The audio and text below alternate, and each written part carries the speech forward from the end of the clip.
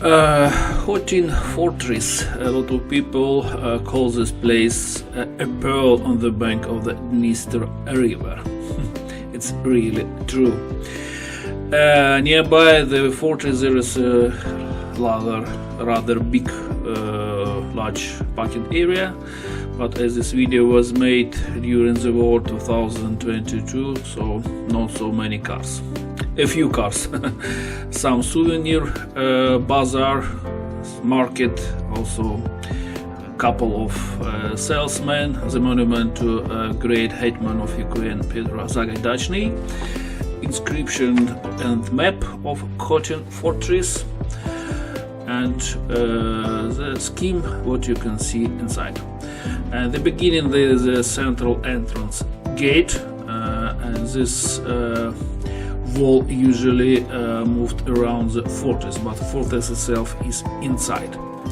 Initially this fortress was from wood and it was built up in the 10th century, and only in the 15th century it was rebuilt into the stone. Is this smoke pipes, the symbol, one of the symbols of Ukraine Kazakhs, as traditional pipe device for smoking. The church, Alexander Nevsky Church, it was built in the 19th century when this area belonged to the Russian Empire. And yes, the fortress itself looks like very rigid, and during all its history it belonged to different rulers and countries. Initially it belonged to the Kievan Rus, then to Moldova country, yes, then to Poland, and finally to Ottoman Empire. Almost during 2 centuries this area belonged to Turkish to Ottoman Empire. Inside the area is not so big, but anyway there are 3 museums. For example, here if you go down in the basement there is a torture museum, medieval torture museum. I think you understand what I mean.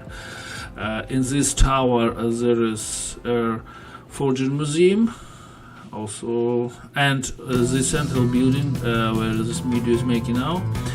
Here is museum, Fortress History Museum, and this museum is located on the 2 floors.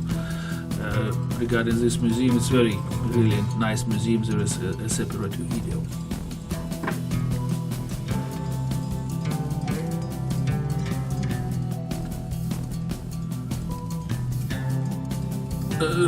The fortress was lost its military meaning since 17th century, and since this time it was in disaster, and nearby people stone by stone took away the wall, and only in 1916 it was this fortress became under the protection of the government of Soviet Ukraine.